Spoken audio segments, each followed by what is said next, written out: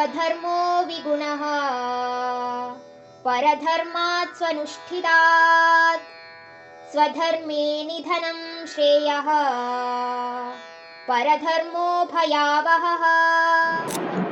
ಬೇರೆಯವರ ಮಾರ್ಗ ಅಥವಾ ಪ್ರವೃತ್ತಿಗೆ ಹೋಗಿ ನೀನು ಅತಿ ಉನ್ನತಿಯಲ್ಲಿ ಅಂದ್ರೆ ಎಕ್ಸಲೆಂಟ್ ಆಗಿ ಪರ್ಫಾರ್ಮ್ ಮಾಡೋದಕ್ಕಿಂತ ನಿನ್ನದೇ ಆದಂತ ಮಾರ್ಗ ಅಥವಾ ಸ್ವಾಭಾವಿಕವಾಗಿ ಬಂದಂತ ಕೆಲಸವನ್ನ ನೀನು ಅಕಸ್ಮಾತ್ ಆಗಿ ಚೆನ್ನಾಗಿ ಮಾಡದೇ ಇದ್ರು ಅದೇ ಬೆಟ್ರು. ಇಲ್ಲಿ ಸ್ವಾಭಾವಿಕವಾಗಿ ಬಂದ ಮಾರ್ಗ ಅಂದ್ರೆ ಕರ್ಮಯೋಗ, ಹಾಗೆ ಪರರ ಮಾರ್ಗ ಅಂದ್ರೆ ಅದು ಜ್ಞಾನಯೋಗ. ಭಗವಂತ ಏನ್ ಹೇಳ್ತಾ ಇದ್ದಾನೆ ಅಂದ್ರೆ, ನೀನು ಯುದ್ಧಕ್ಕೆ ಹೆದರಿ ಓಡೋಗಿ ಋಷಿ ಮುನಿಗಳ ತರ ಜ್ಞಾನಯೋಗವನ್ನ ಪಾಲಿಸ್ಕೊಂಡು ಅದರಲ್ಲಿ ನೀನು ಎಕ್ಸೆಲ್ ಆದ್ರೂ ಯಾವುದೇ ಪ್ರಯೋಜನ ಇಲ್ಲ ಅರ್ಜುನ.